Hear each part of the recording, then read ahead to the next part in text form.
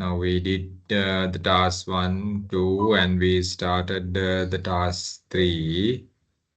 And the task 3, we were talking about the two value proposition canvases. It's good to complete all the whole assignment discussion so that we have ample time to move on with whatever the corrections and the fine tuning part with your assignments. Right now, guys, now when you look at the whole assignment, we were talking about task 1, we identified the company. Wait. Recordings on the on. We identified the company and we identified the two whatever the significant environmental factors that was affecting the business for last 5 years, right? And guys, now, okay, since I'm checking some of your assignments, I thought of giving common advice for you all when you're developing these assignments.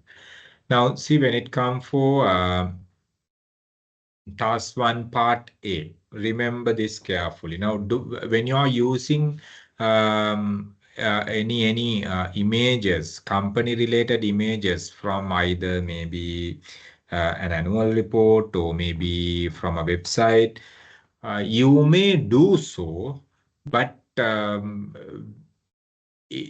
should be a mm, proper visibility, which means the clarity in those documents, in the sense, those images. And also, when you're using an image where you have high content of text, this is not applicable for task 1 part A, since they are looking at the number of pages for task 1 part A. But let's say, as an example, if you are using an image where you and you are using that image for elaboration purpose, and that image contain significant amount of words, and they might consider that image as the representation to the word count. So you need to make sure that you don't do that also. Right, I saw some of the assignments, some of the images, not in task 1 part A. Task 1 part A doesn't have the word count, it has only the page count. So they are, of course, okay. But when it comes for the other sections in your assignment, um, you may use graphs, charts, the logo related images, or company corporate materials, the communication material related images to show samples, show evidence. Now, let's say if you're talking about certain the social media reviews related to an organization, things like that you may use as sample evidence, especially when it comes for a question where you talk about the critical analysis part, where you have to come up with evidence. But when you are trying to depend on certain words over there, so in a particular image, to describe your answer, that image word count also will be taken to your word count. So be careful with it. So when you are using images, you need to make sure that you are using it properly, and the clarity of the image, the legibility of the image is uh, crucially important, right? And when you're using a bar chart, pie chart, line chart, dotted chart, whatever, the data should be visible. If the data are not visible, don't use them. No point, right? Because you're using with a purpose, and whatever the images you are using, if it is not clear for the examiner, no point of using those images. So remember that. And the other, the common thing what I have to tell you all, when you're doing your task 1 part A especially, each one of the areas you're taking for subheadings now. each one of the areas you are taking for subheadings. You put a number, subheading number. Task 1, part A, Roman number 1, Roman number 2. So go with a number, heading, number. Don't just put a heading. So you need to have a proper structure end of the day. Your content page should be there end of the day. The strong content page. So it is very easy for you to have the main heading, first subheading, second subheading. If you want, you can go for third subheading also, but not needed. So unless there is a requirement, so you can do so. But I mean, that type of a requirement is very limited. But first heading, the task heading. First subheading is the subtasks A, B, and C. And the second subheading, you can talk about your whatever the key points that you are trying to elaborate. So like that, you have to have a proper format in your headings, subheadings also, and uh, matching with the question and the task and the subheading properly. That also there. Those are common errors, guys. මෙමය ඔයගොල්ලෝ නිකමට හිතන්නේ now you are giving this document to your top management. Now ready නැහැනේ සමහර වෙලාවට සමහර documents අපේ අතට එනවා, right? කවුද කරේ නිකන් පොඩි උන්ගේ documents වගේ යන්නේ. Sorry about that word ready නෑ. So that is the true fact actually. Right? සමහර documents අපේ අතට එනවා අහලා බලනකොට general managers ලා ගහපු documents එන්නේ අපේ අතට. හිතා ගන්න බෑ මේ documents ඇත්තටම මේ වගේ senior management level එකකින් එන document එකක්ද කියලා. Because pro look එක තියෙන්න ඕනේ document එකක් වුණා. Whatever the document you submit, pro look එකක් තියෙන්න ඕනේ. Professional appearance එකක් document එකේ තියෙන්න ඕනේ. So that is a must. That is a must. I think you need to maintain that content structure, and also commonly I'm telling you all, I saw somebody has shared the somebody no the make so somebody has shared the formatting guideline. Use that. Those also important. Your margins, border margins, font size, font type. I don't know whether I can't remember whether they have given a heading margins, right? So you need to make sure that you're complying them. You need to make sure that you're complying them. That is also a must area you need to remember. මම මේ කියන්නේ commonly errors what I see. So avoid කරන්න. මොකද අර ඒ වගේ දේවල් වලින් ලකුණු කැපෙනවා කියලා කියන්නේ හරිම අපරාධයි. I mean it's utter waste of your effort. ඒ වගේ වයින් ලකුණු කැපුණා. ඒ වගේ වයින් ගොඩාක් වෙලාවට අපිට අවුල් යන තැන තමයි අර border crossing එකේදී. Border crossing in the sense 59 60 කරගන්න 69 70 කරගෙන distinction එකක් ගන්න. So those will support at least to cross those borders especially, right? So මොකද අපි formatting එක හරියට කරලා ඒ ඔක්කොමත් එක්ක ගානට තියෙනවා නම් so examiner might take additional step and give you 1 or 2 marks. Very unlikely, but they might consider if you are at the border level. 69 තියෙනවා 70ක් වුණා නම් distinction එකක්. Right? 59ක් තියෙනවා 60ක් වුණා නම් merit එකක්. So very likely to cross those borders effectively if you maintain the professionalism in your document. ඒක usual pattern එකක්. ඉතින් එහෙනම් ඒක පොඩ්ඩක් නෙමේ concern කරන්න ඔයගොල්ලෝගේ document එක හෙවනකොට. And the other one, critical analysis එකක් වුණාම evidence based යන්න. Then now let's say as an example. Okay, අනිත් එක තමයි rationale එක.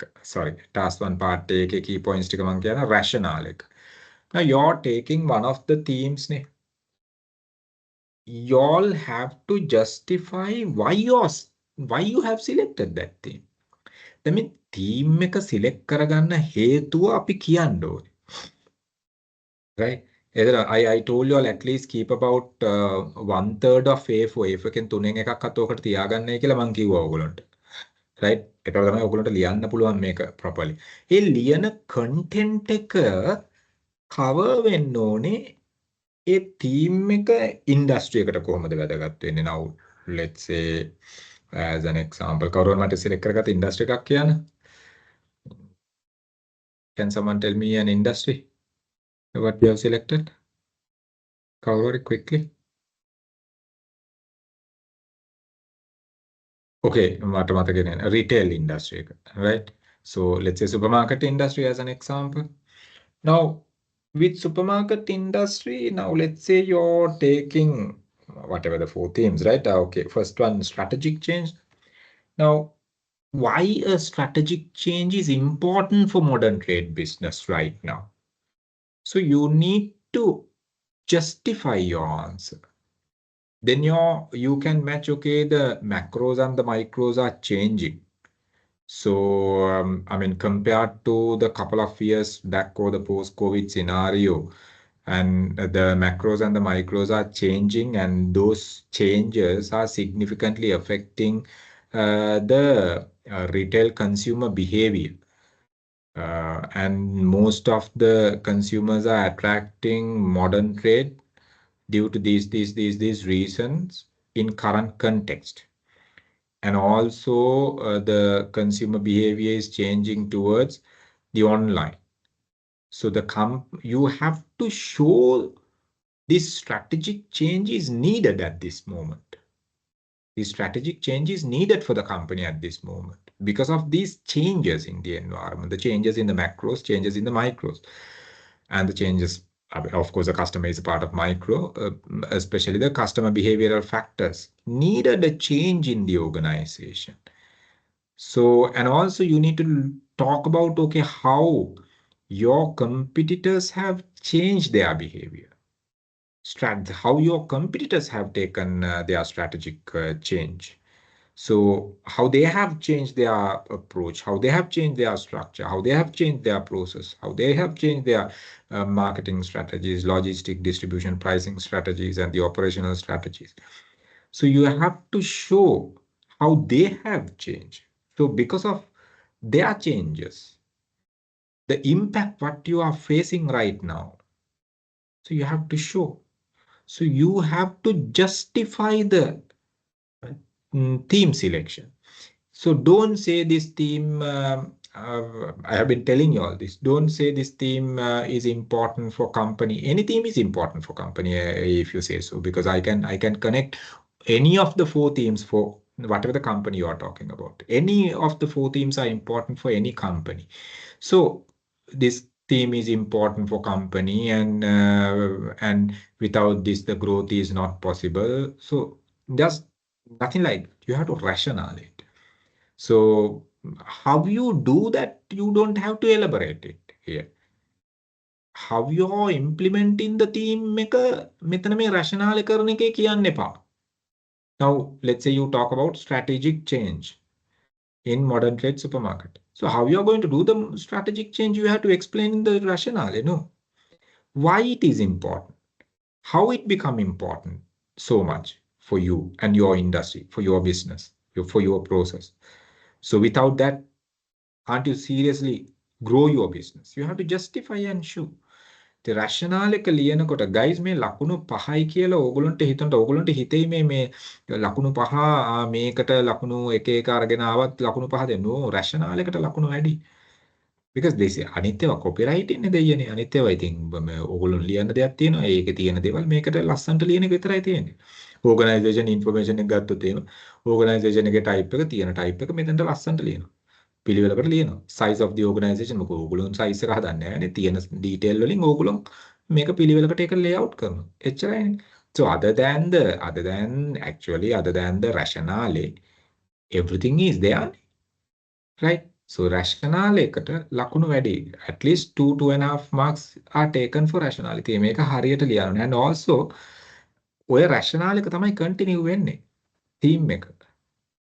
Right? ඔය theme එකනේ continue වෙන්නේ select කරගත්ත. So because of that, make sure when you're writing rationale, show why it is important for the industry, show why it is important for your company, show how the rationale, how the theme what you have selected affected the competitive landscape for your business, and how those changes in the competitive landscape affect your business. So because of that, this theme is important කියන එක justify කරන්න ඕනේ. එහෙම නැතුව නිකන් ලියන්න එපා. ඒ points ටික පැහැදිලිද? මම මේ ඕගොල්ලෝගෙන් collect කරලා but I have been telling you all this. මේ පළවෙනි පාර නෙමෙයි මම මේක කියන්නේ. I've been telling you all this. So A points ටික හදා ගන්න task 1 part එක වල. So whoever who have not sent me still මට ආපු අය මම ගොඩක් ඒවට එහෙම කියලා තියෙනවා. Right? But තාම ඒවල නැත්තම් just make sure that you're doing it. So when it comes for task 1 part B, right? Now you're selecting guys, two environmental actors, either both from macro or both from micro or one from micro and macro. So you have to evaluate through the use of examples. දැන් අපි economic factor එක අපේ business එකට influence කරා කියලා කියනවා නම් for last 5 years, within last 5 years, significantly, economic factors වල sub elements ගන්න. economic factor එක, economic indicator එක කියලා කියන්නේ මේ inflation එක විතරක් නෙමෙයි. Right? And inflation එක කියලා එක තැනක inflation එක කියලා අනිත් තැන කියනවා මේ increase in price කියලා. Both same න?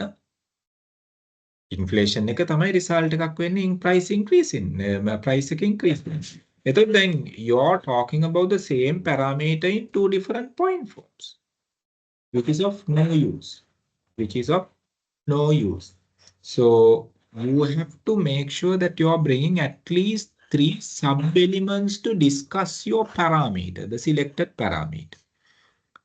So let's say economic කතා කරනවා නම් interest rate එක නම් ඒක inflation එක එතකොට මොනවා හරි let's say economic imports control maybe, then let's say the GDP maybe, GNP maybe, let's say as an example the budget deficit of the country maybe, or else the brain drain maybe. So things you need to look at.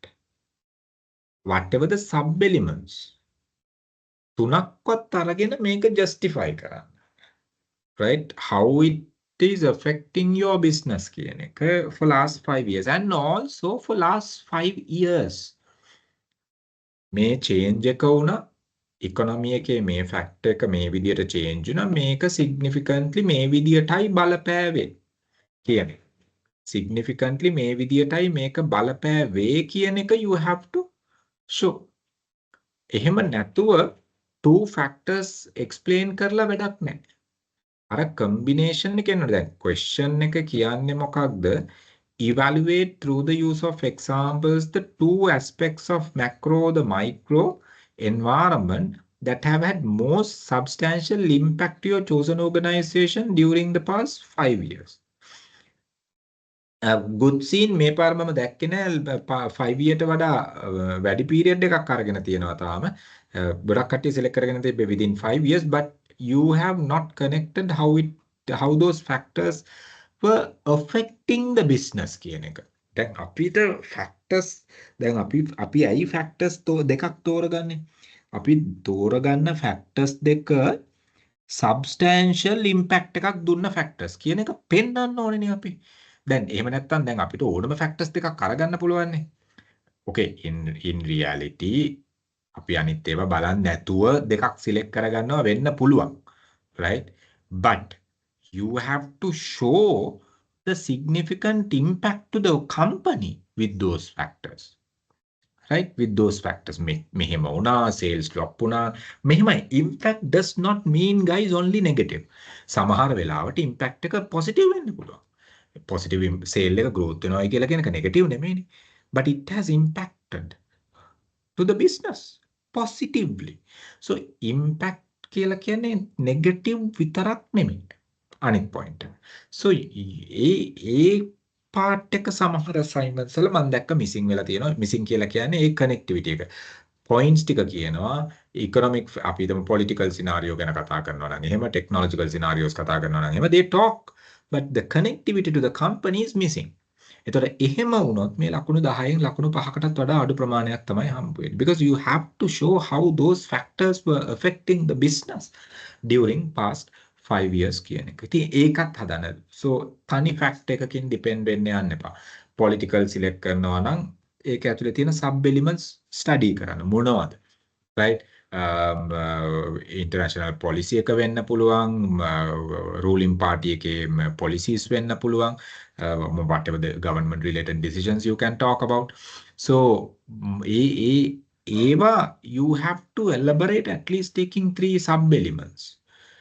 මොකද එක element එකක් අරගෙන කතා කරන්න කිව්වොත් you one thing you will not be able to give a good punch to your answer. You can't build a good, strong justification for your answer.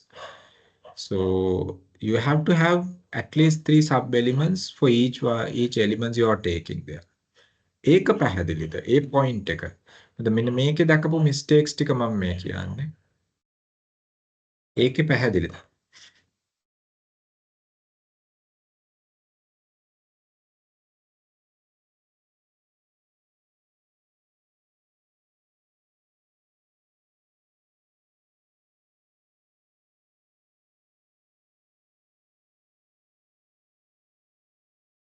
Anyone?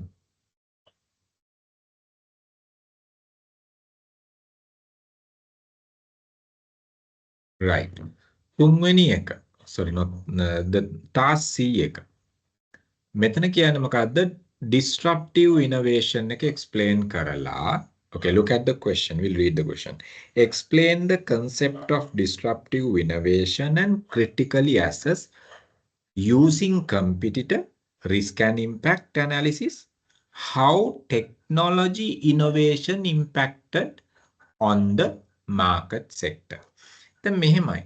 මෙතන disruptive innovation එක explain කරන්න ලොකුවට වචන use කරන්න යන්න එපා.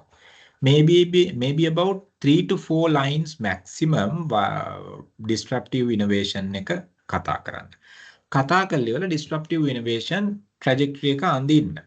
Right, where you talk about the what you call the mainstream customers, high-end customers, and the low-end market, and the incumbent player trajectory and the disruptive trajectory and the light a disruptive innovation chart එක පෙන්වන්න. Because if you start explaining what is disruptive innovation and all this, that will not bring more marks for you. Right? So පේලි 3-4කින් maximum මොකද්ද මේ disruptive innovation එකෙන් වෙන්නේ කියන එක පෙන්නලා ඉවර වෙලා. If there are any disruptions, you can use bit of additional words පේලි 7-8ක් ලියන්න පුළුවන් if you are taking any disruptions connected to your own industry as examples. එහෙම යනවා නම් පේලි 7-8ක් අරගෙන you explaining that, of course, okay. But identify the purpose behind the disruptive innovation. The disruptive innovation, the purpose behind the disruptive innovation is to cater the low-end market, right? Less value expected market initially by giving the low-cost product using the technology, right? So identify the meaning behind the disruptive innovation. Sometimes you will not be able to find disruptions, full disruptions in your industry. But try to identify some kind of a disruption if you can see in your industry. Right? Let's say even supermarkets, the cashierless operation is kind of a disruption you are doing because you're trying to make your operation the cost effective and convenient for users. So those things you can talk about. Even the online supermarket operation is a disruption right now because you are not maintaining any physical store there. On demand basis, the just-in-time basis, you do the delivery part. So you need to identify what type of disruptions available in your industry. If so, taking about 8-10 lines and explaining, of course, okay. But if not, 3 to 4 lines enough with your chart. Don't use much words over there. මොකද ඊතුරු ටික ලියන්න අපිට වචන ඕනේ හින්දා ඕකට සෑහෙන වචන දාගත්තොත් අනිත් ටික ලියන්න වචන නැති වෙනවා. ඊළඟ point එක තමයි මේ question එකේ first identify what are the technological innovations that have taken place in your industry. Guys, you can't say that you don't have, because I mean, I got one of the assignments, and when I was asking බලන්න බැරිද technological innovation එක කියලා මේ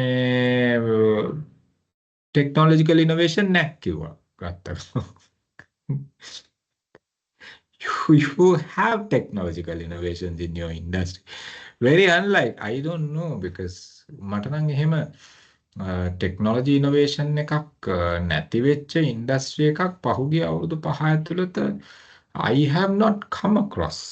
පොඩි හරි technology innovation එකක් තියෙනවා companies වලට. Even when you are looking at the handicraft industry, right? Okay, you might talk about the handicraft, the handmade product industry. No? So there are also, you have technologies behind it.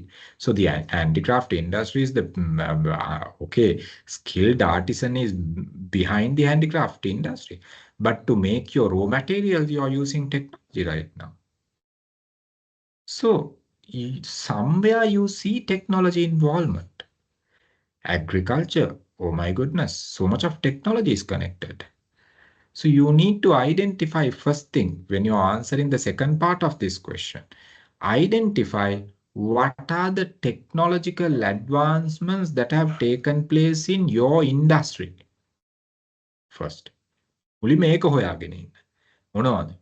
ඒ කියන්නේ AI වලින් මොනවද ඇවිල්ලා තියෙන්නේ? robotics වලින් මොනවද ඇවිල්ලා තියෙන්නේ? මොනවා හරි mechanical engineering වලින් මොනවා හරි ඇවිල්ලා තියෙනවද? electrical engineering technology එකෙන් මොනවා හරි ඇවිල්ලා තියෙනවද?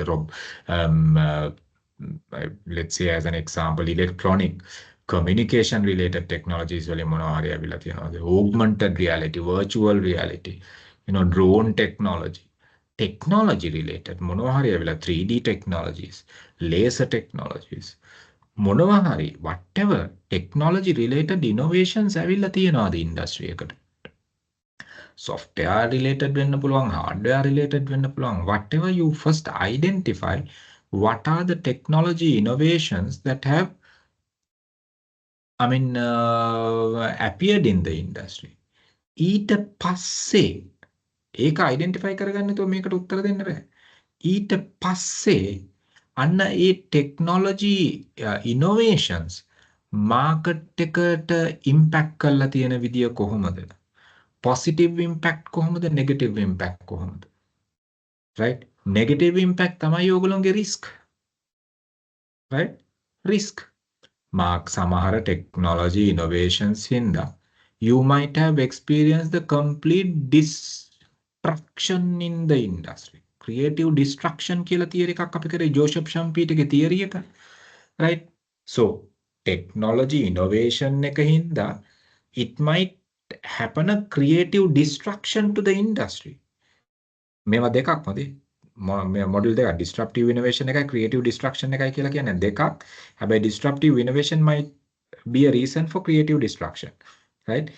Now look at sometimes the technology innovation might create a creative destruction in the industry. එතකොට ඒවා සමහර ඒවා risk විදියට එනවා. සමහර ඒවා මේ positively impact කර ගන්නවා. So risk and impact ඒවා බලන්න පොඩ්ඩක්. ඉස්සෙල්ලා technologies identify කරන risk and impact. Then you look at how those technologies were absorbed by your competitor. ඔයා කතා කරන industry එකේ competitorsලා කොහොමද මේ technologies use කරන්න පටන් අරගෙන තියෙන්නේ? ඒගොල්ලන්ට මොනවද වෙලා තියෙන්නේ? ඒගොල්ලන් කොහොමද මේ technologies use කරලා ඒගොල්ලන්ගේ product developments කරන්නේ?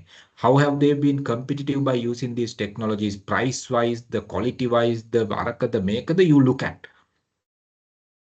right? ඉතින් මේ ඔක්කොම කරන්න first you got to identify the technologies.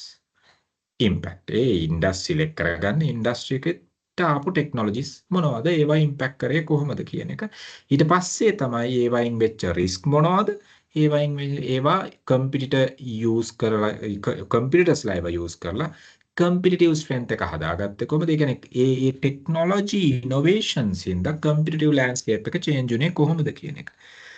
So you have to critically assess that, which means sometimes things were working positive, things might have worked positively, sometimes things might have worked negatively.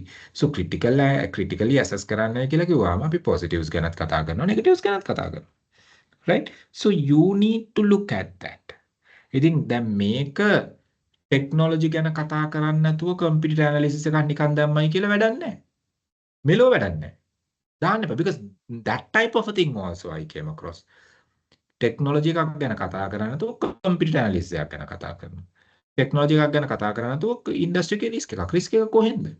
එක risk දාලා වැඩක් නැහැ මෙතන. Political risk, social risk, economic risk දාලා වැඩක් නැහැ මෙතන. Technology innovation. Guys, remember මේකේ දැන් CEC subject එක drive වෙන්නේ entrepreneurial innovation එක base කරගෙන. CEC subject එක. Innovation, change management, entrepreneurial approaches. ඒතර entrepreneurial innovation and change management තමයි major direction එක තියෙන්නේ CEC subject එකේ. Right? එතකොට දැන් මේ components වල කතා කරන්නේ ඒවට related. So you need to address these questions effectively. If not, no point. And Aniteka. So there's another thing. Now see guys as an example. Now when you are answering this, so you can use your learning outcomes 2.1234. Then learning outcome වලට ගිහිල්ලා don't do this stupid mistake. මම දන්නේ කොහෙන් ආපු ඒවද කියලා learning outcome වලට ගිහලා මෙන්න මේ ඔක්කොම sub headings වලට අරන් එනවා. කවුද කිව්වේ? මෙන්න මේ තියෙන ඔක්කොම මෙන්න මේ last column එකේ තියෙන ඔක්කොම sub headings වලට අරන් ඇවිල්ලා මේ answer එක build කරන්න පටන් ගන්නවා. මම දන්නේ කොහෙන්ද ආවේ. I seriously don't know who gave those instructions. දැන් මෙතන හරි. they said okay, you have to use the learnings of 2.1 to 2.4. That is your learning. A learning තිබ්බයි කියලා ඉවරලා මෙතන තියෙන ඔක්කොම මේ ගෙඩි පිටින් අරන් ඇවිල්ලා සබ් හෙඩින්ග්ස් වලට දාලා උත්තරේ මේ බිල්ඩ් කරන්න එපා. You can't do that. එහෙමත් ඇවිල්ලා තිබ්බා. So those are typical. I mean, I can't say those are silly mistakes. Those are stupid mistakes. මොකද මං කියලා නෑ එහෙම කරන්න. මං කියලා තියෙනවා these are general theory areas, the syllabus areas, and we are not using the whole syllabus to answer. That is for the knowledge purpose. But whatever the needed area, we are using and developing our answer. It is Samara assignment, Samara sense 1 or 2 assignment came across with මේවා subheading වලට දාලා ඉවරලා subheading ටික ලියනකොට වචන 750 ඉවරයි. So don't do that. ඒක කරන්නත් එපා. Right? So a common errors මම මේ කියන්නේ because you have to make it. And the other one, still you guys are using tables. So guys, I'm not saying not to use, but reduce as much as possible.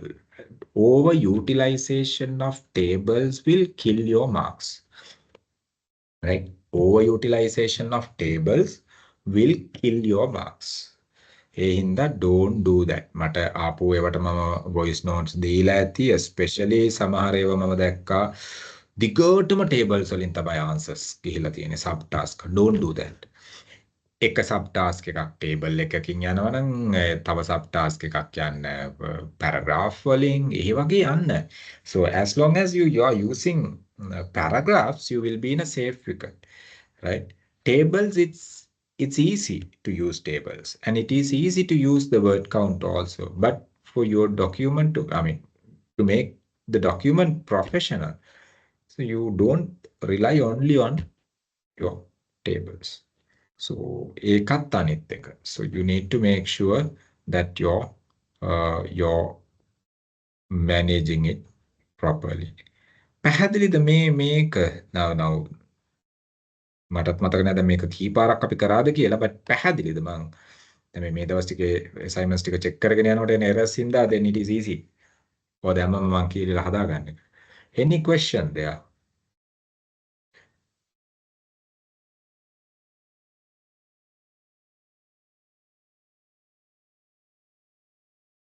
Anyone?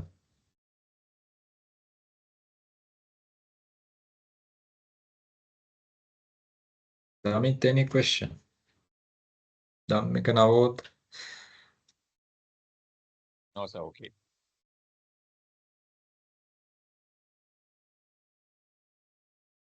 Right. So task 1 එක අදවත් ඉවර කරමු. task 1 එක we have completed long ago, but මං කියන්නේ මේ ඔය silly errors ටික කරන්න එපා. Right, task 2. Right, we were discussing once again. Now task 2. Now see, මෙතන කියන්නේ මොකද්ද task 2 part A එකේ? Undertake an innovation audit.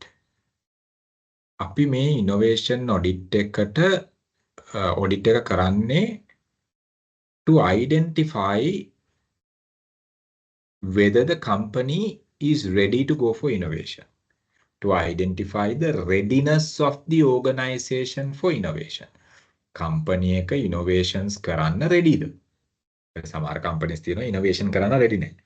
සල්ලි නැහැ වෙන්න පුළුවන්, knowledge එක නැහැ වෙන්න පුළුවන්, ඒ leadership එක support කරන්න නැහැ වෙන්න පුළුවන්, මිනිස්සු ඒක employeesලා believe කරන්න නැහැ වෙන්න පුළුවන්, research වල කරන්න නැතුව වෙන්න පුළුවන්, product development capabilities නැහැ. ඒ වගේ තියෙනවනේ.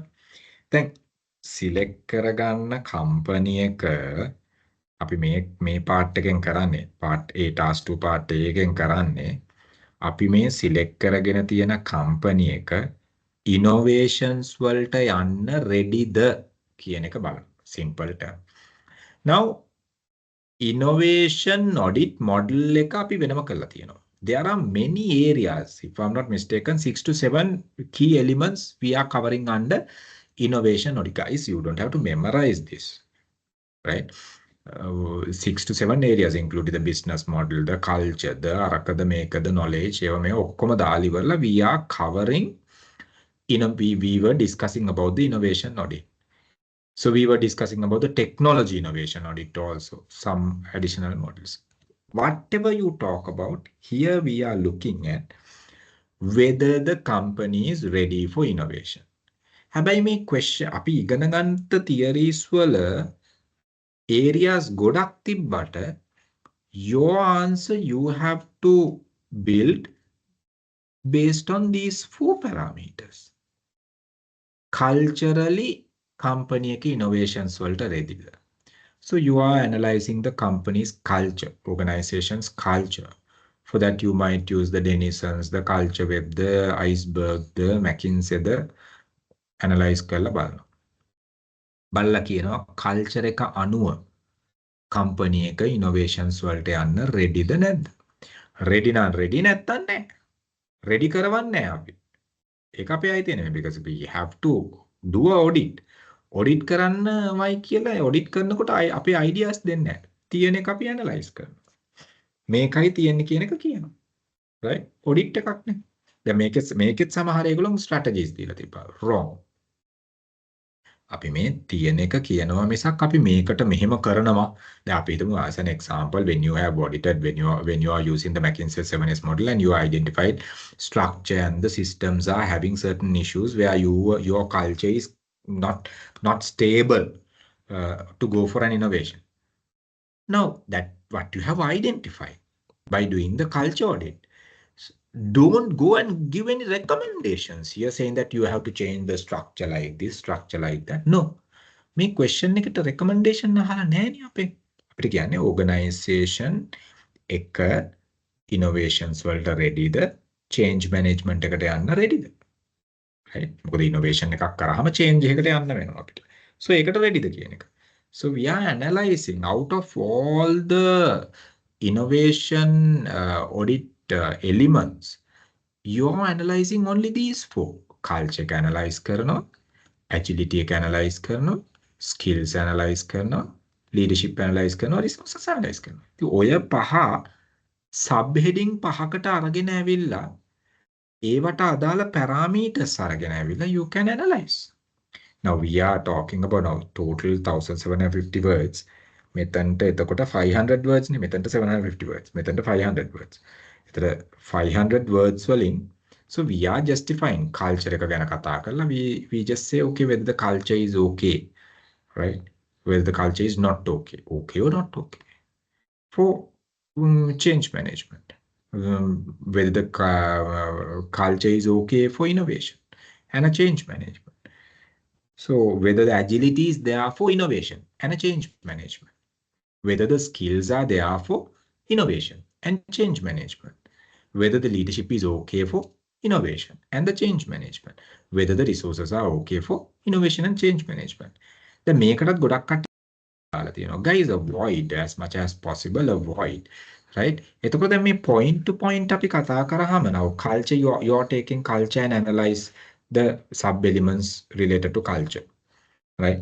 And you talk about, okay, by looking at the culture, so the organization, some of the areas related to the culture is not supporting the innovation. Some of the areas are supporting. So you point to point, you explain, okay, these are supporting, these are not supporting. In general, finally, you are giving a conclusion saying final decisions for that particular parameter. You finally say, having looked at the uh, culture of the organization, major areas are ready for innovation and some of the areas are needed improvement. මොනවද improvement කියලා කියන්න යන්න එපා. මොනවද improvement කියලා කියන්නේ your recommendation. So if you said, okay, මේ area එක මේ විදිහට develop කරන්න, මේ area එක මේ විදිහට develop කරන්න කියලා, that means you are giving a recommendation for improvement. So that is not what the question is asking. ඒගොල්ලෝ අහන්නේ මේක readyද? Innovation වලට යන්න පුළුවන්ද? මේකත් මේ condition එකේ change management කරන්න පුළුවන්ද මේ condition එකේ? Simple as that. පැහැදිලිද? මේකත් still කට්ටිය miss up කරගෙන ඉන්නවා. ඒ point එක පැහැදිලිද?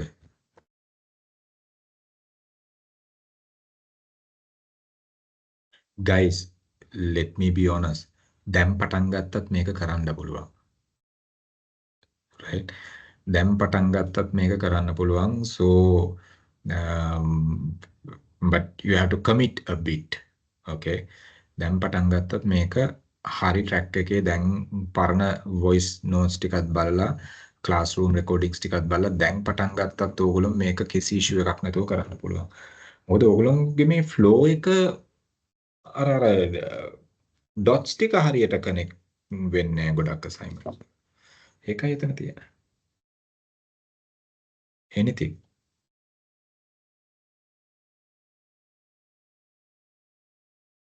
Any questions? ඒ part එක තේරුණාද? මේ points ටික ගේන sub heading පහකට. ගෙනල්ලා මේක ඇතුලේ තියෙන අනිත් elements ටික analyze කරන්න. දැන් අපි culture එක analyze කරනකොට culture එකේ තියෙනවා skills, resources මේවා තියෙනවා. skills, structure, agility ඒවා ගන්න එපා. මොකද ඒවා වෙනම අපි analyze කරනවානේ organization එකේ. So ඒවා වෙනම sub headings වලට අරගෙන ඔයගොල්ලෝ කියන්න. Yes, Gara, go ahead. So these informations are not like directly given in annual report. So because of that, can we just put one reference for the whole paragraph? Like if when we are explaining about the culture, can we just put a one reference for the annual report for that paragraph? It's like this. Usually when it comes for a culture, if you are referring only the annual report, you take my word, you will never find a negative. Right? You will find only the beautiful stuff.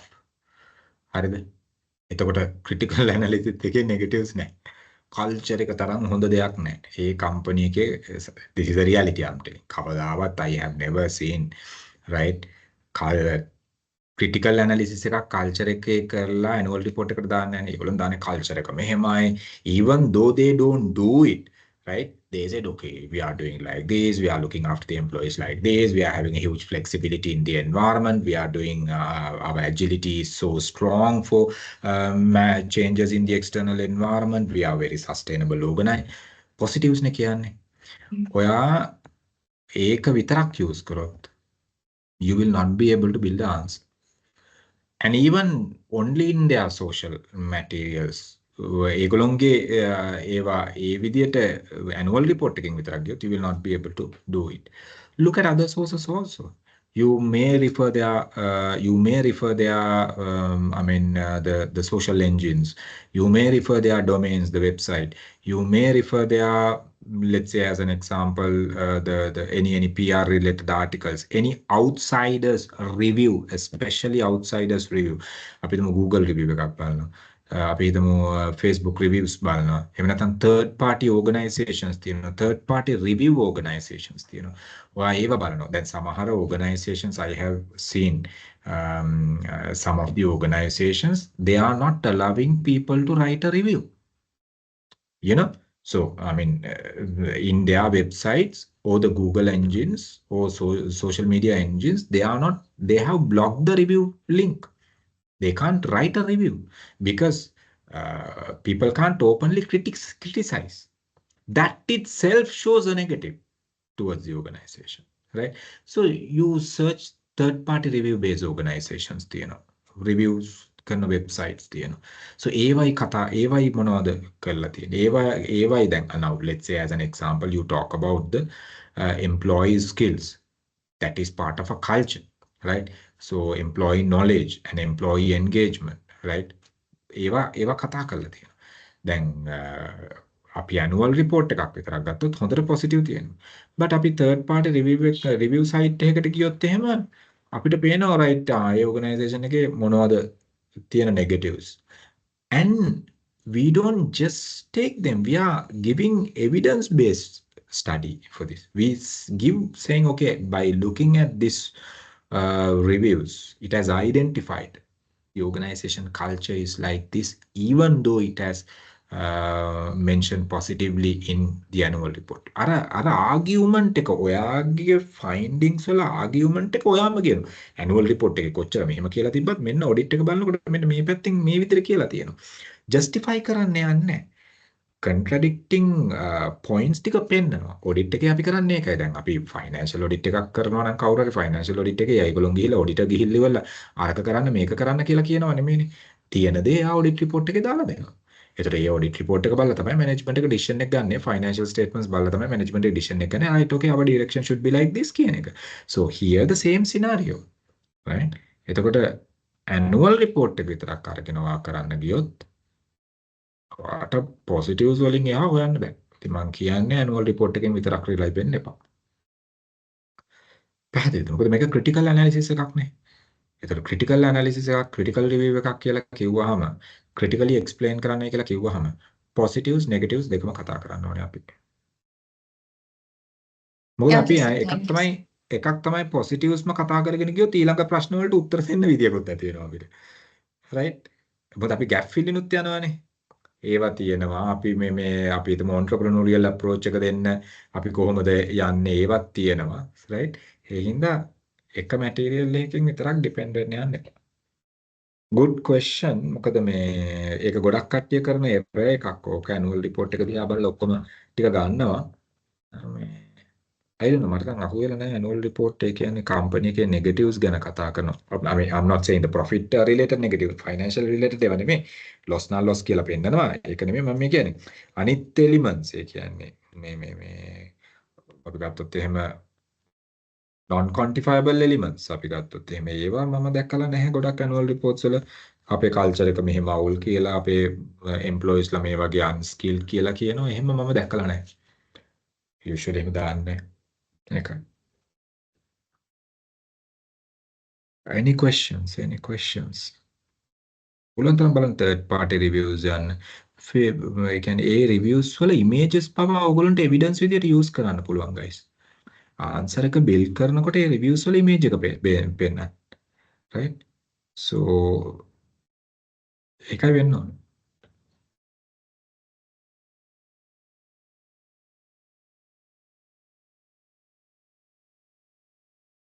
anyone?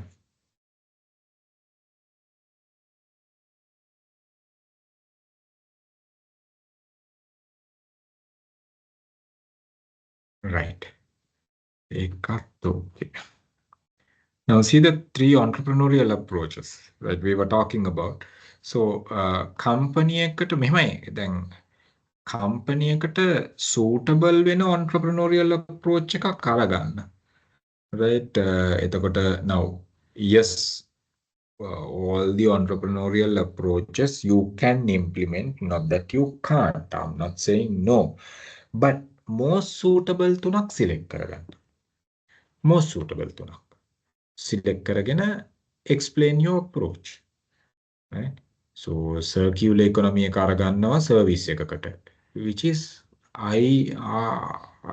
it's very challenging to explain.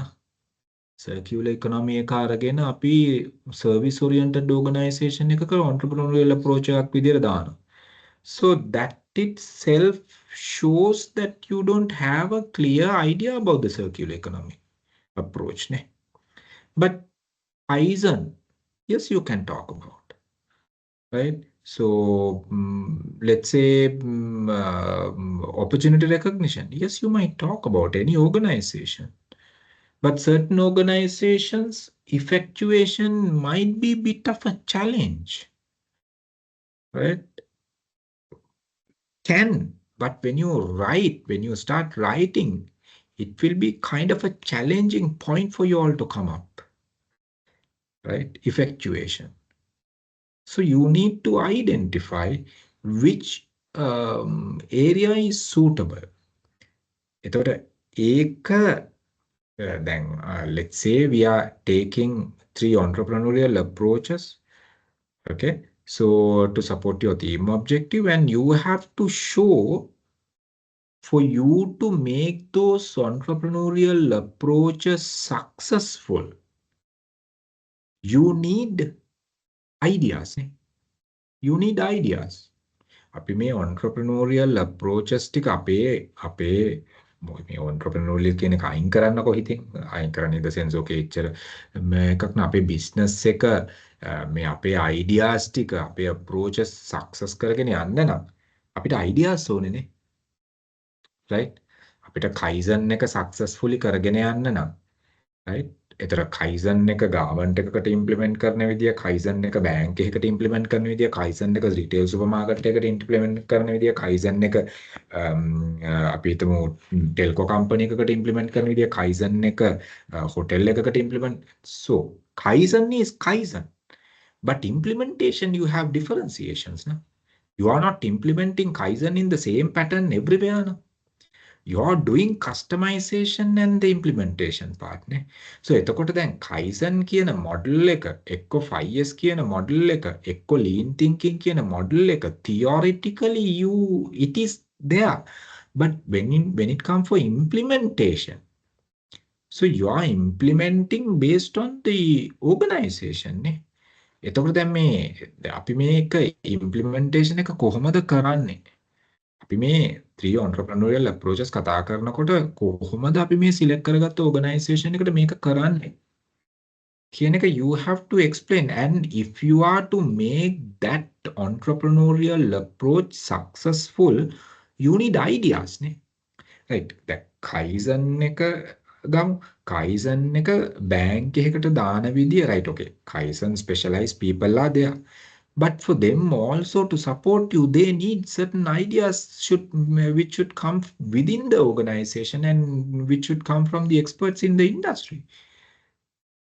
Right? You might be a Kaizen or a lean thinking, Kaizen or a certification, but you have the certification for Kaizen, and you should be able to bridge that for different industries. No?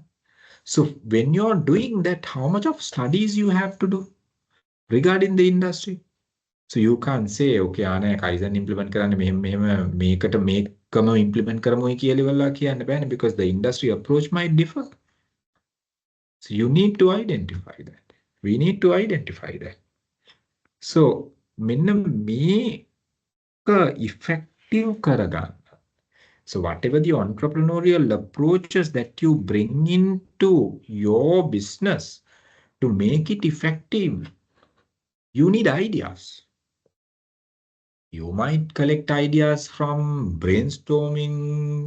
You might collect ideas by doing mind mapping, right? You know, different horizon technique එක වෙන්න පුළුවන්, mind mapping කරලා වෙන්න පුළුවන්, group discussions, focus group වගේ discussions තියලා වෙන්න පුළුවන්, right? So projective techniques කරලා ඉවරලා idea generate කරනවා වෙන්න පුළුවන්. You might even collect ideas by observing certain things, you know. So you need to identify how am I going to collect ideas to make my entrepreneurial approach effective? Guys, මෙහෙමයි.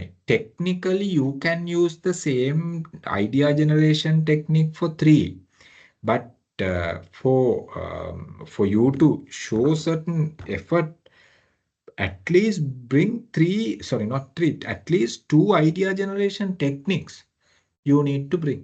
Technically, ඕගොල්ලන්ට එකකින් උනත් කරන්න පුළුවන්. I mean, when you're practicing in the real world, right, you might say, මම effectuation එකත් opportunity recognition එකත් කරනවා, lean thinking එකත් කරනවා, kaizen එකත් කරනවා. තුනටම මම යන්නේ brainstorming.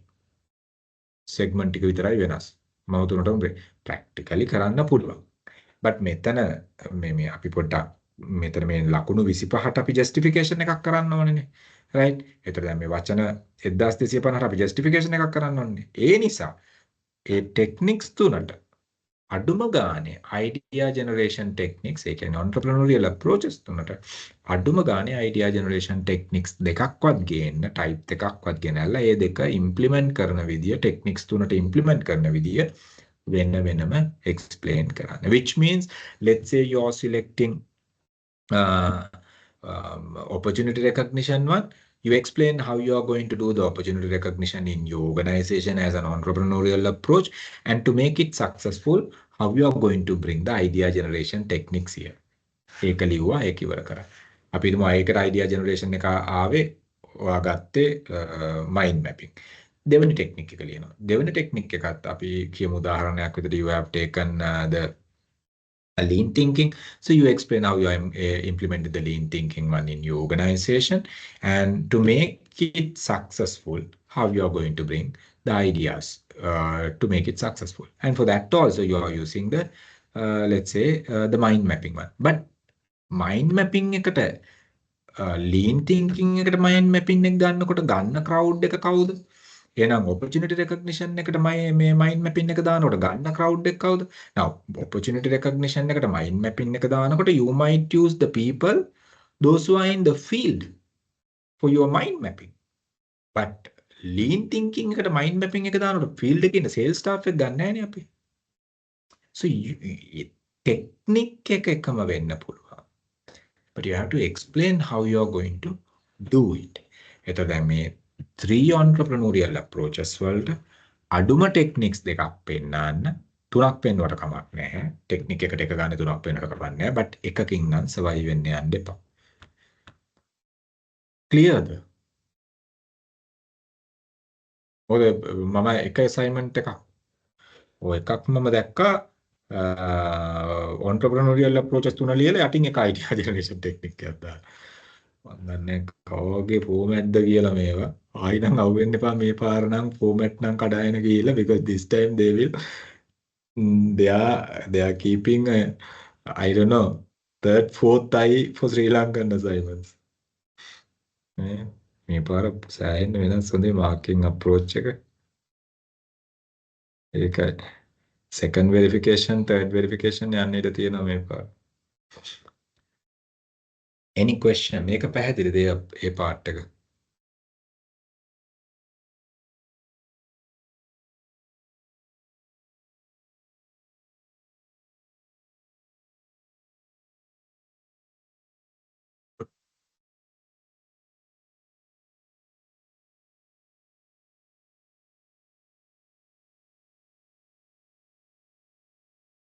Maulana, are you clear?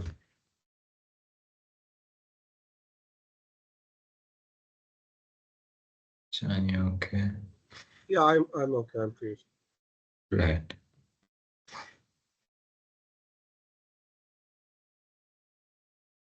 Guys, by any chance, that is okay. By any chance, ඕගොල්ලන්ටත් එහෙම calls මුකුත් ආවද මේ we are writing assignments අරවයි මේවයි කියලා?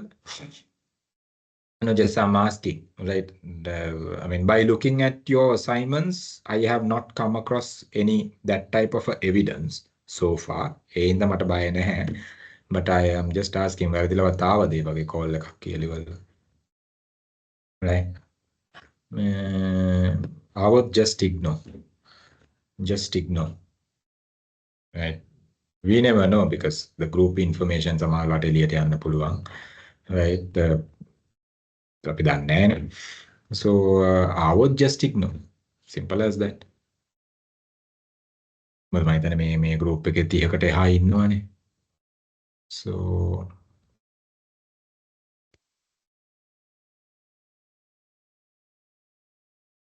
any questions? Any questions?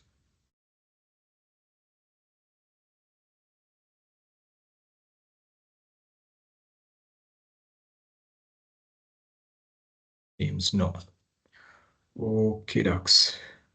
So මේ වෙනකොට අපි 35යි ලකුණු 65ක් ඒ task 2 ඉවරනොට ඉවරයි. දැන් අපි මේකත් කරා. We were discussing this also. ඒ කියන්නේ ලකුණු 75ක area එක අපි ඉවරයි ඇත්තටම. So මෙන්න මේක we are entering into task 3. Right? That also strategic report. දැන් බලන්න මේක task 1 එක briefing paper එකක් දෙනවා disruptive strategies මොනවද කියලා. industry එකේ disruptive market industry එකේ මොනවද key changes උනේ industry එකේ තියෙන disruptive strategies මොනවද කියලා first එකේ දෙනවා. දෙවැනි එකේ අපි select කරගන්න company එක entrepreneurial innovation එකක් දෙන්න steps ගන්නවා. industry එක study කරනවා. ඒ industry එකේ තියෙන technology changes ඒවා මෙයා බලනවා. macro micro changes බලනවා. ඒ අනුව අපි task 2 එකේ entrepreneurial innovation එකකට අපි ready වෙනවා. එහෙනම් entrepreneurial innovation එකක් කරන්න අපි බලනවා අපේ organization එක readyද. ඊට පස්සේ entrepreneurial innovation එකකට යන්න අපිට ගන්න පුළුවන් entrepreneurial approaches මොනවද කියන එක අපි ඒකේ බලනවා. third task එක තියෙන්නේ entrepreneurial innovation එකක් කරලා change කරනවා. transformational change. innovation එක කරලා ඉවරලා change කරනවා. මුලින්ම market එක identify කරගත්තා. Initially we identified the market connected to the organization and the industry, and we looked at the technological environmental changes and the impact of the technological environment to the industry and the company.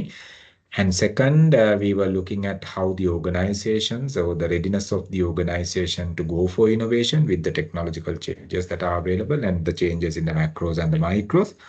And we were looking at the possible entrepreneurial approaches to go for innovation, right? Entrepreneurial innovation. Thereby, we identified 3 entrepreneurial innovation approaches to go with innovations. Now, with the knowledge, we are implementing 2 innovations and measuring the effectiveness. We are implementing 2 innovation and measuring the effectiveness. ඔනෝක තමයි flow එක යන්නේ. So, task 3 part A, this also we completed, if I'm not mistaken, last week, week before we completed. Task 3 part A is talking about to come up with 2 value proposition canvases. You have to come up with 2 value proposition canvases. You have to 2 value proposition canvases in the sense 2 innovations in simple terms. So I told you all when it comes for task 3, okay, let's get that.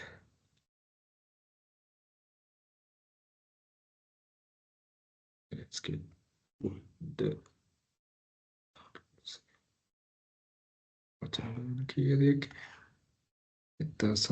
okay, 500 part A B 500 තියෙන part C එකට 750ක් තියෙනවා. Now let's look at this. Now here we were talking about the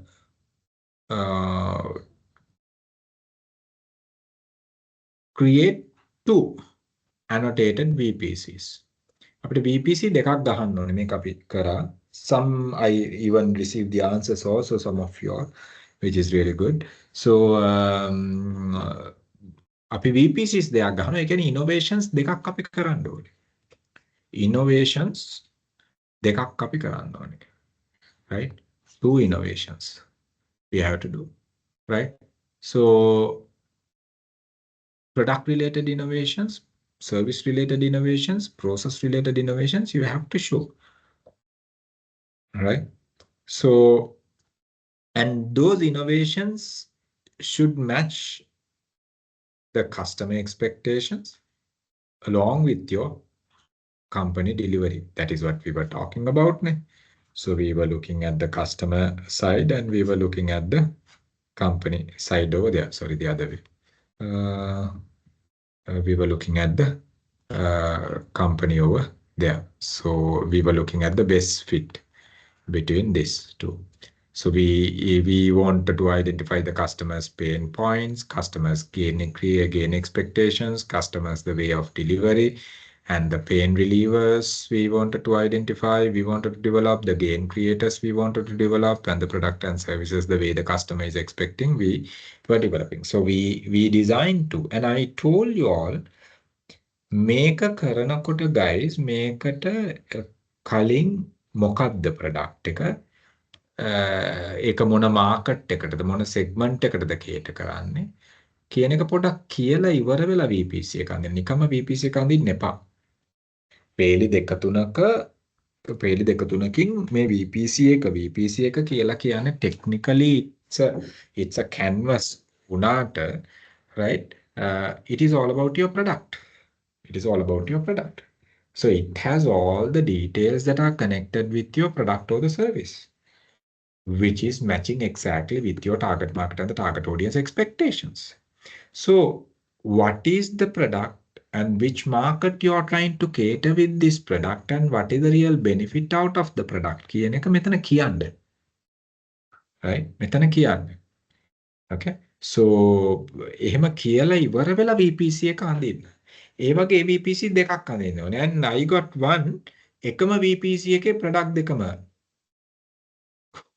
වෙන් කරලා VPC දෙකක් අඳින්නේ කියලා question එකේ කියලා තියෙද්දි right now these are මේවා අර නිකන් අර දැන් mistakes උත් තියෙනවනේ guys mistakes තියෙනවා genuine mistakes තියෙනවා ඒකට අර human errors කියලා කියන්නේ එහෙම තියෙනවා silly mistakes තියෙනවා අර අපේ තියෙන ගොබ්බකවට බෝඩකවට අපි කරන mistakes තියෙන්නේ සාමාන්‍ය stupid mistakes තියෙනනේ දැන් stupid mistakes තමයි ඔක දරුණුම මේක පේනවා දෙකක් කරන්නයි කියලා පේනවා මේ S දෙකට බෝල්ඩ් කරනවා කැප්ස් ලොක් වලින් දීලා තියෙනවා. එහෙම තියෙද්දි එක VPC එකක ගෙනල්ලා ප්‍රොඩක්ට්ස් දෙකම ඔබනවා. Don't do that. You too. Right? මොකද මම I don't know මම ඒක කියවනකොට I මම ගොඩක් වෙලාවට රෑ assignments බලනකොට guys සමහරවිට I'm also tired so ඒ කියන්නේ personally I have no any issues with you all. සමහරවිට my words might not be comfortable for you all. Right? ඉතින් මම දැන් ඒක බලනවා මට දැන් මැච් කරගන්න බෑ මේ මෙතන points එක්ක මෙතන මේ pain points එක්ක gain creators එක්ක මට මැච් කරගන්න බෑ. Then only I realize this chart is talking about two in the same chart. Two in the same chart. You can't do that. You have to have two separated VPC. මෙතන කියලා create two annotated VPCs, detailed VPCs. එහෙම කියලා තියෙද්දි එකම product එක ගෙනලා දෙකක ගහන්න එපා. sorry මේ product දෙකක් ගෙනලා එකක ගහන්න එපා. right? but මේක develop කරන්න මේ විදිහට පොඩි විස්තරයක් කියලා ඊට පස්සේ මෙතන දාන්න ඕක. ඒක පැහැදිලිද? ඒක clearද?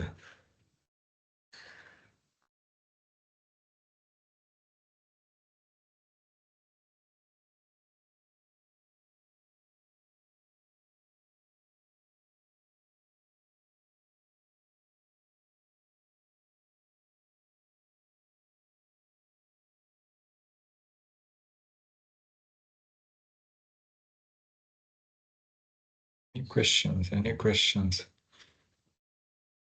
All right. So, yeah.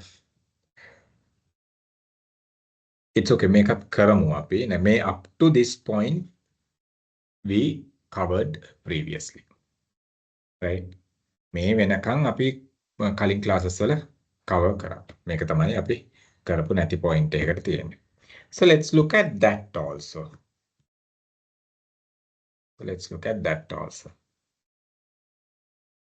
This is the point. Right. Now ඒකටත් වචන 500ක answer එකක්. You have to bring to 500 words. 500 words. Right? දැන් මෙතන මොකද්ද කරන්නේ? හොඳට බලන්න. දැන් අපි now we introduced two VPCs. Part A के we introduced two VPCs. Right? Now here we are looking at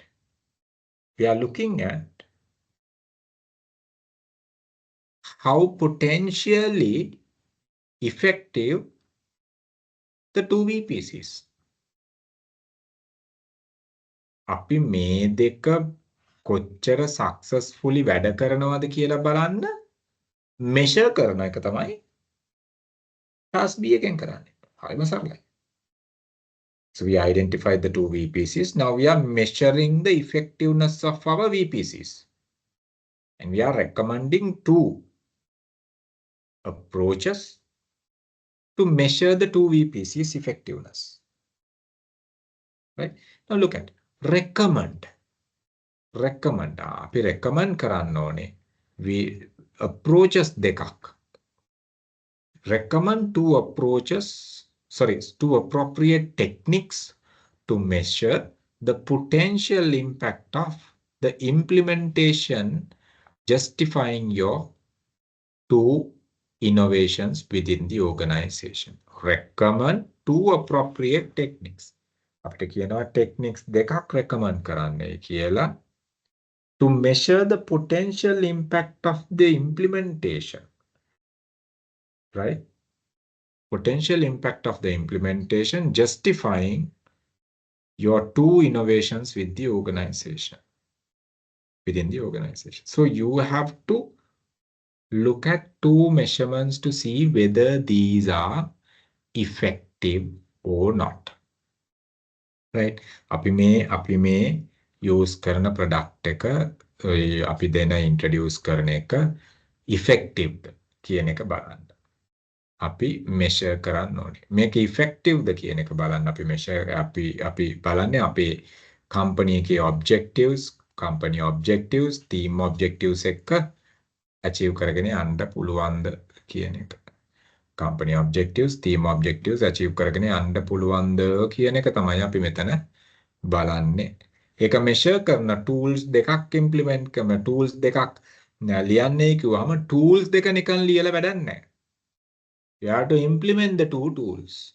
Let's say you are talking about benchmarking as an example. Let's say you are talking about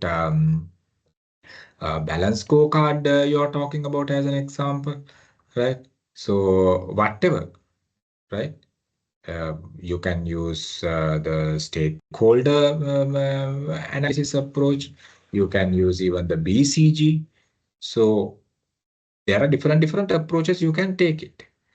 Okay, so you need to look at even the value proposition. Sorry, what do you call this? And there's another one to measure brand finance එක use කරන model එක මොකක්ද? That also you can, I'll give the name. So brand finance එක use කරන model එකක් තියෙනවා. ඒක use කරන්න පුළුවන් අපිට. Whatever the models, right? අපි පෙන්වන්න ඕනේ මේක කොහොමද effective කියන එක. මේව use කරලා.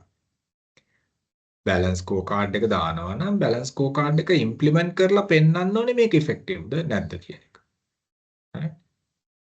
මේ implement කරන එක effective ද නැද්ද කියන එක. Okay, so the expectation is that. So to do that you need to have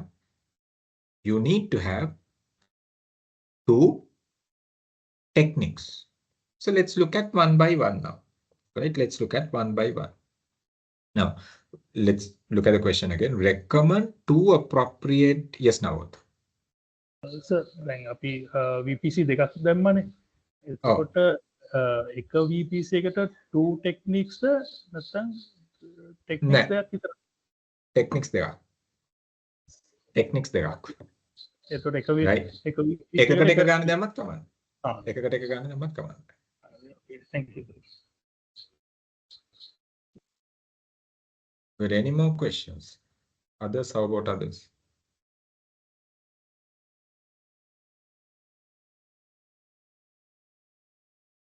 Okay, now let's see the theory areas.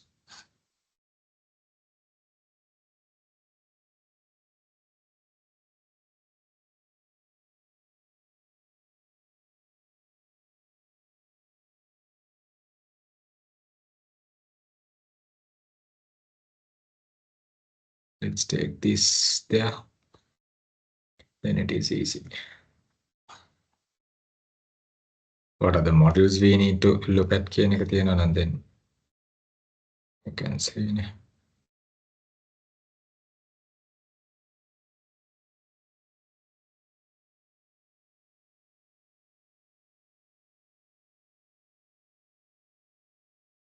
These are the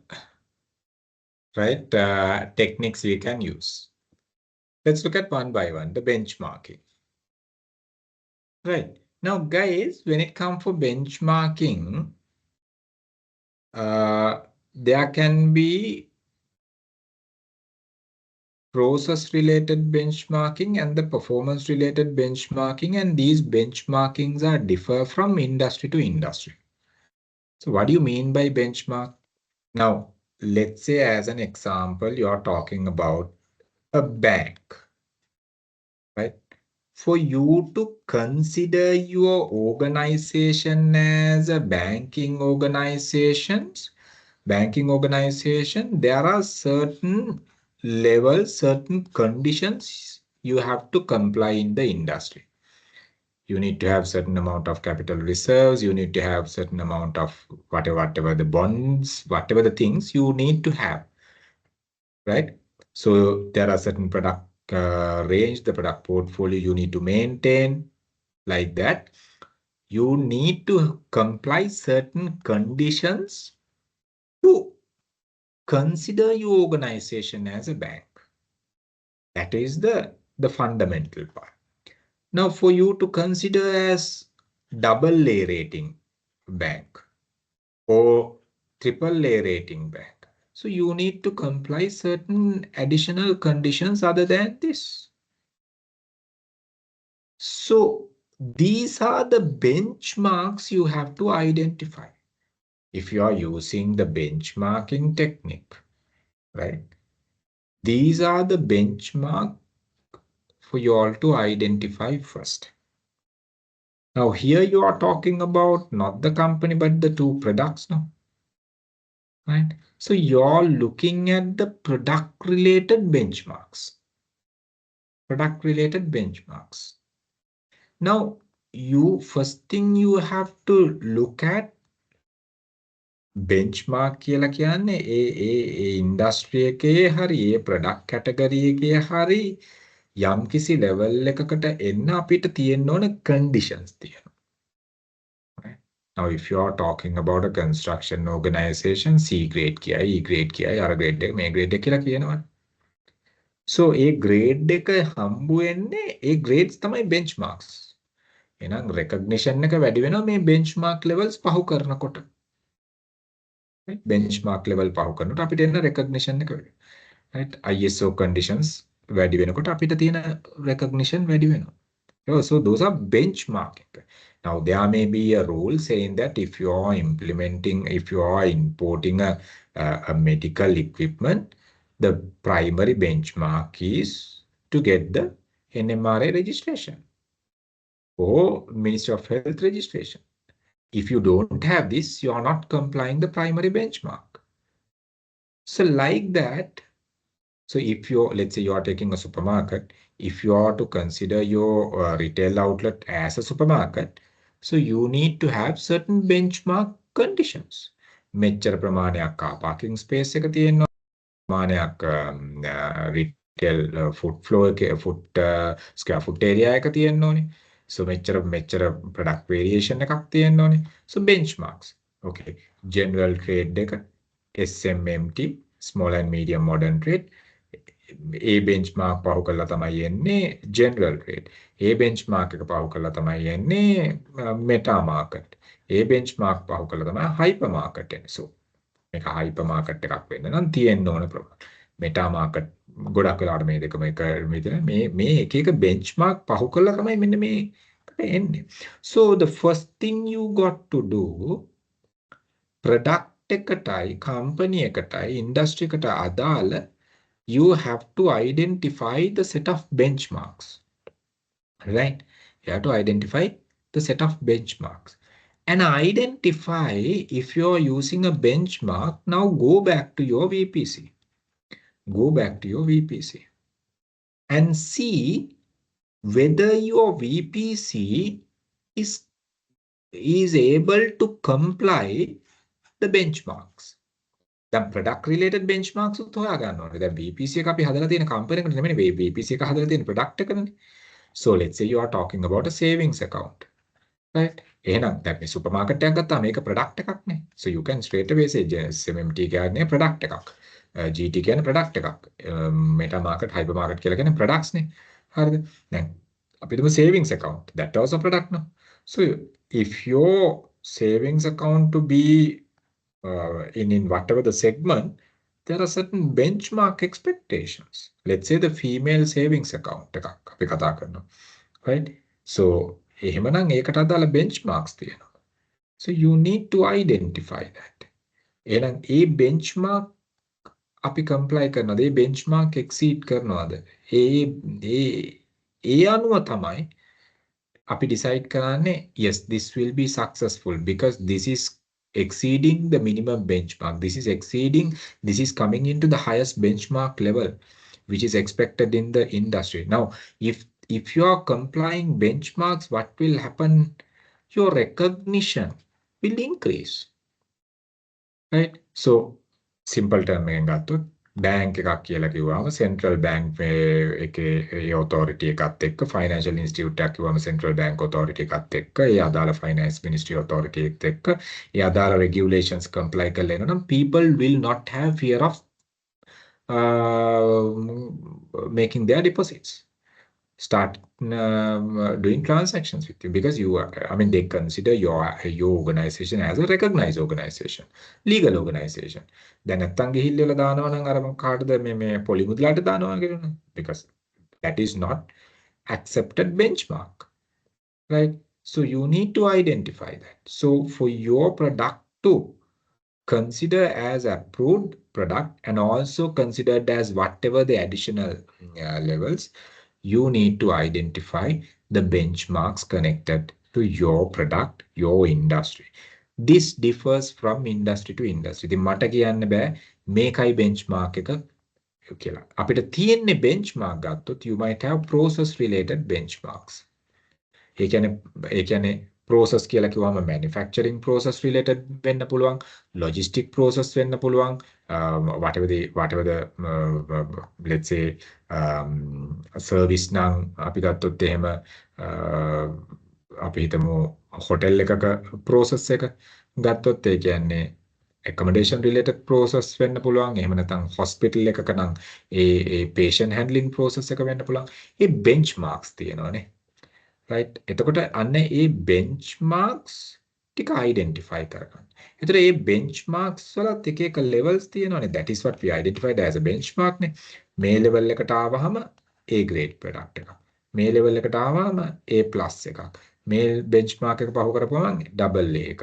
මේ benchmark එක පහු කරාම double A+ එකක්. So like that මේ industry එකෙන් industry එකට වෙනස් වෙනවා. So identify that. Right? If you can find the benchmark in your product and in your industry, you can use you can use the benchmark as one of the techniques to measure the effectiveness of your approach.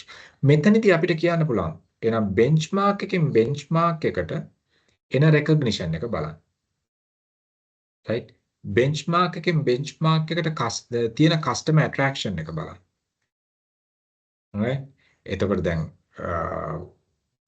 customer attraction එක වැඩි නම් ඒ කියන්නේ අපි දන්නවා so this product will be successful in the market. This innovation will be successful in the market because this benchmark is a benchmark expected by the target market and the target audience.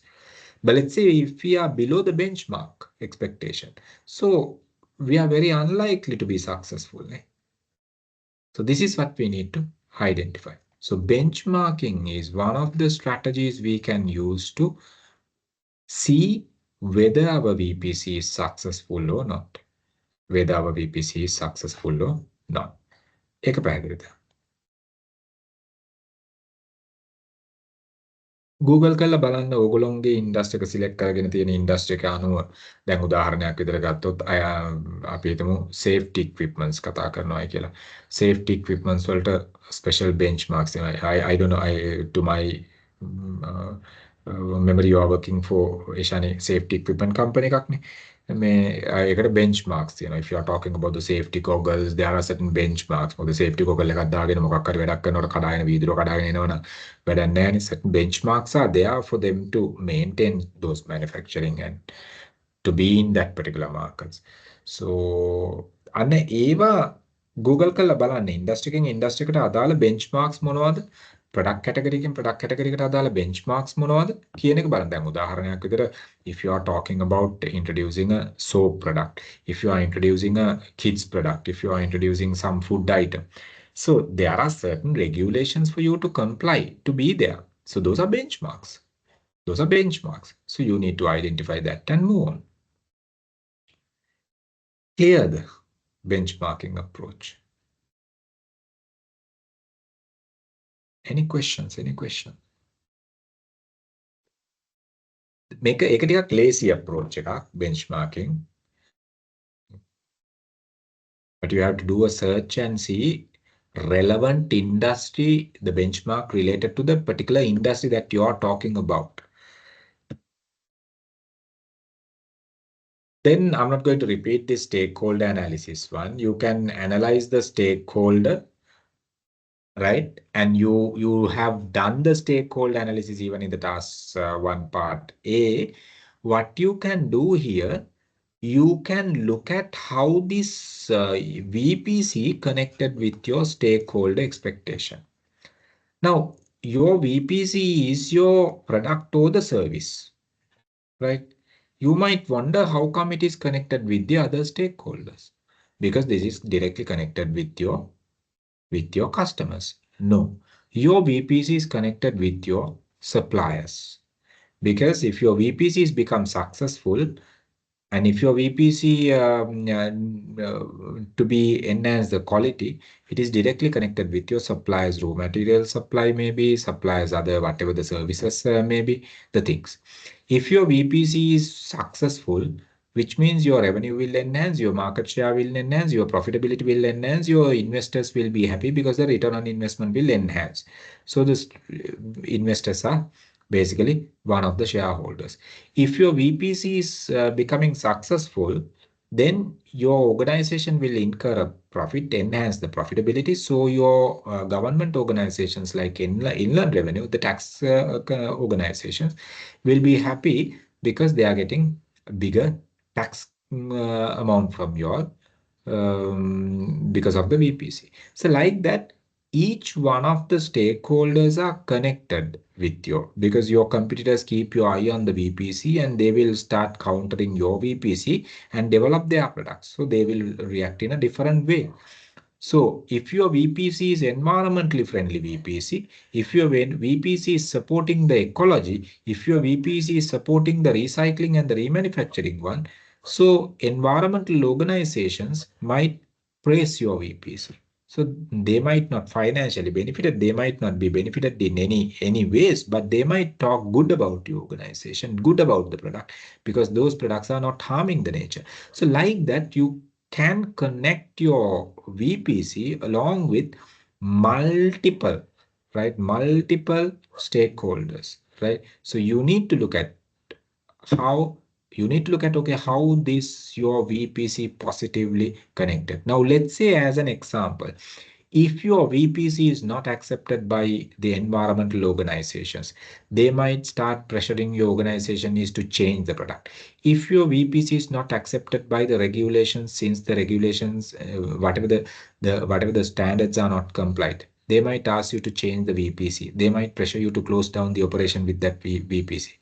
If your VPC is not generating profit, so your investors might take their money back from the organization, then you will incur a loss. If your VPC is not profitable, your tax collectors will not be happy with you. So like that, your VPC might either positively or negatively connected. So depending on how your VPC positively and negatively connected, so you will have either long-term or the short-term effect on the product. So your expectation is to have the sustainable effect on the product from the product what you are bringing. But by looking at the stakeholder analysis along with your VPC, some of the stakeholders might not be happy with your VPC. So your success of your VPC is depending on how happy your stakeholders. So analyze your VPC and see whether your VPC will be successful long run, whether there will be any potential impact to the VPC by looking at the stakeholders connected to the organization and the product. Now, VPC එක කියලා කියන්නේ customer ට විතරක් නෙමෙයි. You should be able to look at from the multiple angles, guys. right? දැන් මේක එක පැත්තකට විතරක් මේක VPC එක අපි හදන්නේ customer ටනේ එහෙනම් customer දිහා බලමු. නෑ. ඒක නෙමෙයි. stakeholdersලා කියලා කිව්වහම මේ VPC එක connect වෙන හැමෝම අයිති. එතකොට ඒගොල්ලොන්ට එක එක විදියට තමයි මේක කනෙක්ට් වෙන්නේ. සප්ලයර්ට එක විදියකට, කස්ටමර්ට එක විදියකට, channel intermediaries-ලාට තව විදියකට, එතකොට investors-ලාට තව විදියකට, employees-ලාට තව විදියකට. දැන් අපි හිතමු as an example, the depending on the raw material which is used, it is creating some kind of risk for employees in the manufacturing plants. They might reluctant to work in the plant because of the chemical. Product එක හැදුවට පස්සේ chemical වල ඉෂුව එකක් නැති වුණාට but product එක හදන process එකේ chemical issues තියෙනවා නම් so they might create it might be a negative impact for those stakeholders.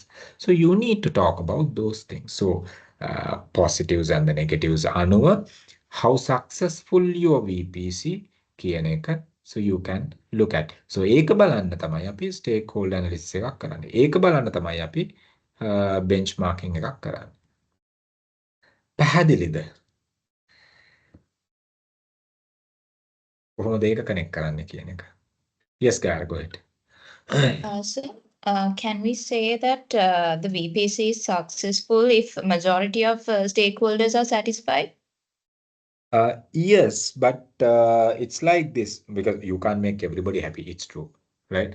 But I mean, let's say the critical stakeholders, right? Now, where you might see a huge pressure, the stakeholders, those who can influence in big term, if they are not happy, you will not be able to survive.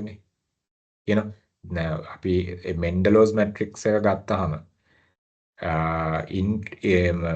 interest towards the organization and the influence towards the organization අපි බලන්නේ. දැන් අපි දකිනවා අපේ VPC එක now our VPC is not accepted by the stakeholders, those who are having a high influential power. එතකොට ඒ stakeholders ලා එක්කෙනෙක් දෙන්නෙක් වෙන්නත් පුළුවන් but you will not be able to continue. You know what I mean, right? So now let's say as an example, okay, simply company එකේ investors ලාත් කැමති මේක. I'm just taking a hypothetical scenario, right? company එකේ investors ලාටත් මේක okay. company එකේ මේක customers ලාටත් ප්‍රශ්නයක් නෑ මේක. මේක intermediaries ලාට employees ලාටත් ප්‍රශ්නයක් නෑ. but pressure groups වලට ප්‍රශ්නයක් මේක. එතකොට මොකද්ද වෙන්නේ? They will pressurize you to close down. Look at some of the factories as an example. Ratupaswala incidents you take as an forget about the political scenario which was behind, but remember the Ratupaswala ne the factory එකක් ගලවගෙන I can Ratupaswala ne yeah.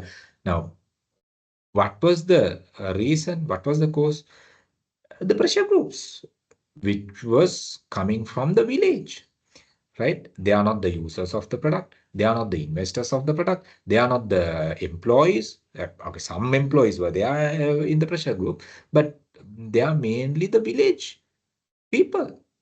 But just because of that, what happened? They had to take off the factory. So you need to look at it in that way. අර අපි බලන්න ඕනේ මෙතන ඒ ඉන්න එක්කෙනා එකා යකා වුණොත් we will have to close down. So එතන තමයි තියෙන්නේ. So how influential that stakeholder, depending on that, you will have to take the move. Clear මම මේ කියන එක. So අපිට ඔක්කොම happy කරන්න බෑ, it's true. ඒකේ impact එක positive වෙනවා මේගොල්ලෝගෙන්, negative වෙනවා මේගොල්ලෝගෙන් කියලා you can talk about.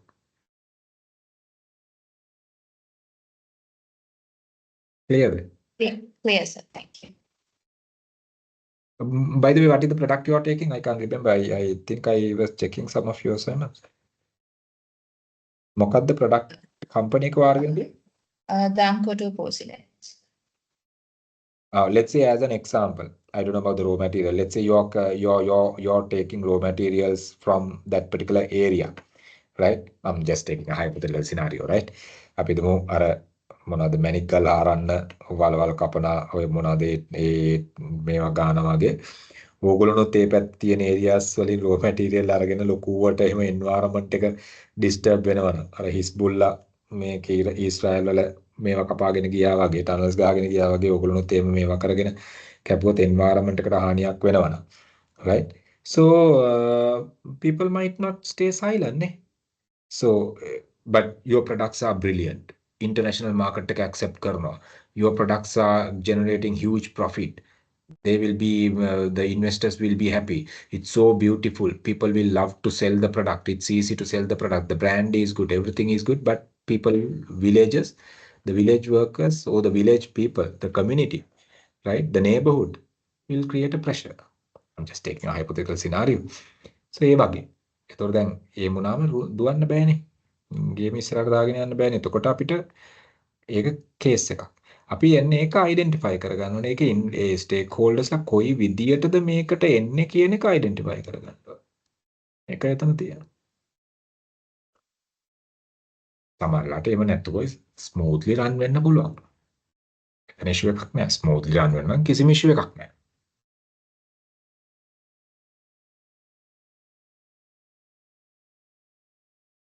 Any questions, guys?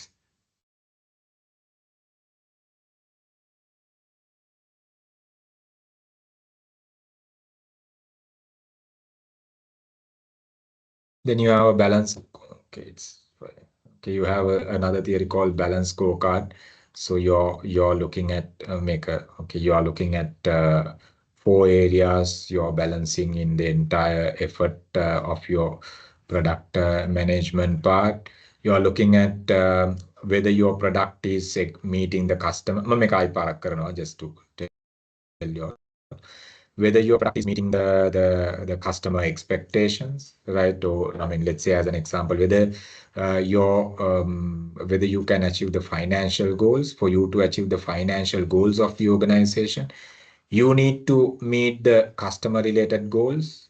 So you need to look at, okay, whether you can gain the financial goals for your organization. For you to gain the financial goals of your organization, you need to look at the customer related goals, whether your product is meeting the customer related goals, whether your product is meeting the to achieve the customer related goals.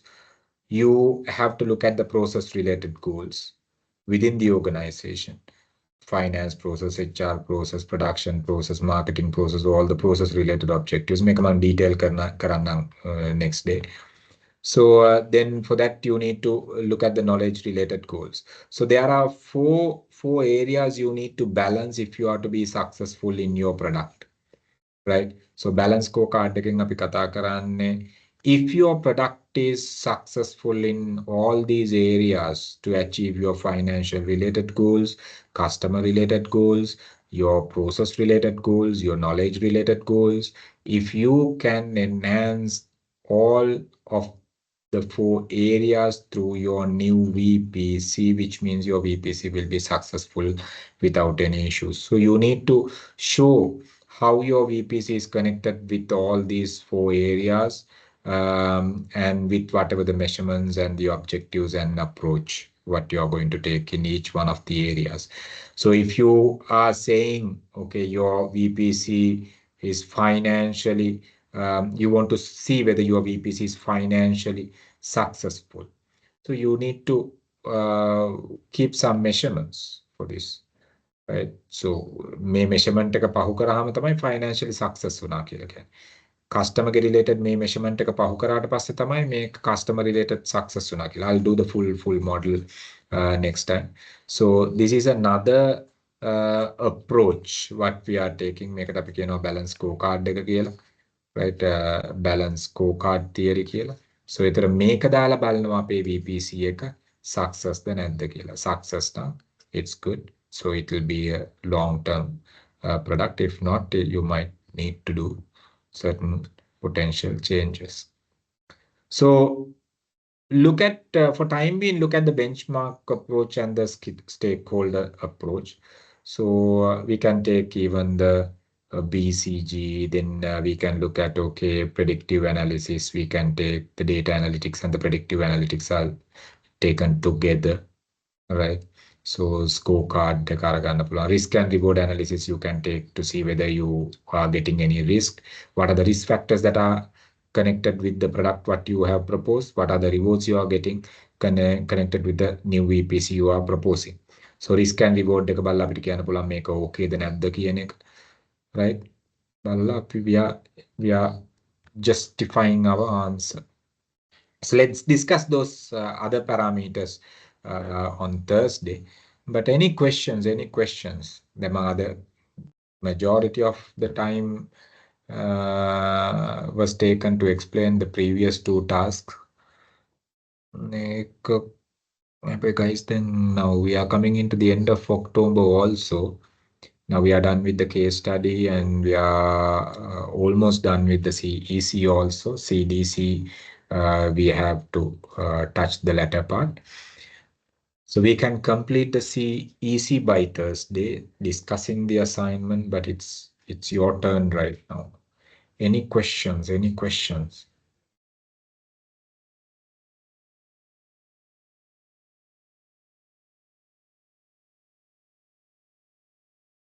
Any questions? What are any other questions, guys?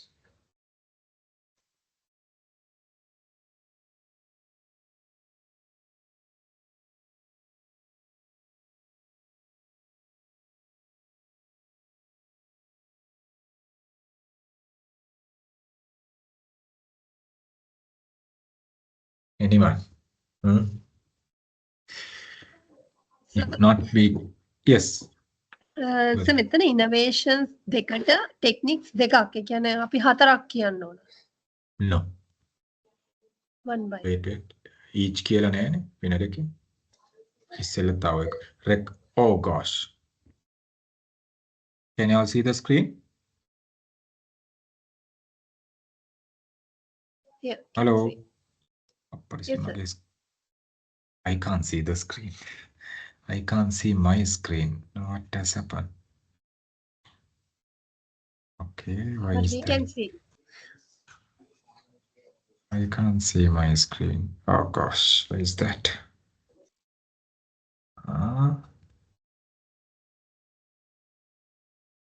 මට ඒ question එක පොඩක් ආයි කියවන්න කවුරුද? So ඒකට එකයි දෙන්න තියෙනවා. ඒ කියන්නේ මේ දෙකයි දෙන්න තියෙන්නේ. Can someone read the question again? ඒකේ two each කියලා නෑ නේද කොහෙවත්? Hello. Can you all hear? Yeah. Sir. Oh, I'm sorry, I can't see my screen. Alright. Okay. ඒකේ two The each කියලා question is, තියෙනවා. recommended two appropriate techniques to measure the potential impact of the implementation, justifying your two innovations within the organization. Yes. දෙකක් ඇති. එකකට එක ගන්න ඇති. Okay. එකකට එක ගන්න ඇති. Guys, you all can see the screen neither. Oh, I think my display gone. Oh my God. We can see. I can't see anything. What is that?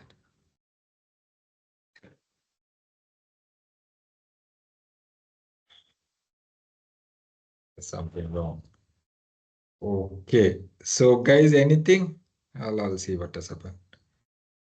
If not, we can meet on Thursday. Anyone? Anything?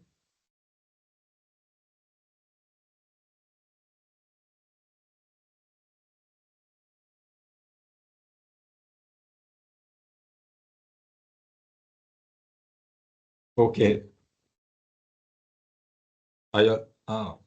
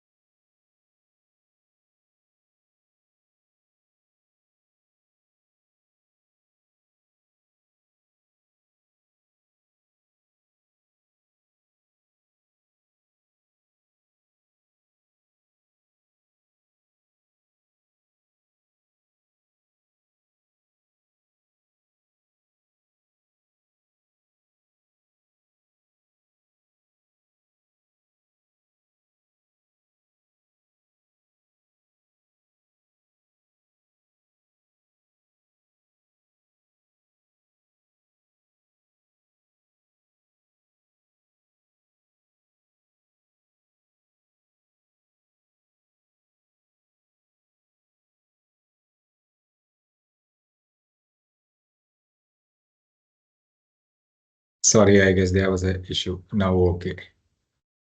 There was an issue with the display. Right. Okay, then we'll... hello, can you hear me? We'll meet up on Thursday. Yes, sir. Okay, Yeah. sir. Thank you, sir. Good night. Okay, thank you very much. All the best then. Yeah. Okay, Thank you, sir. sir. Thank you. Thank you, Good sir. day. Good night. Okay, good night.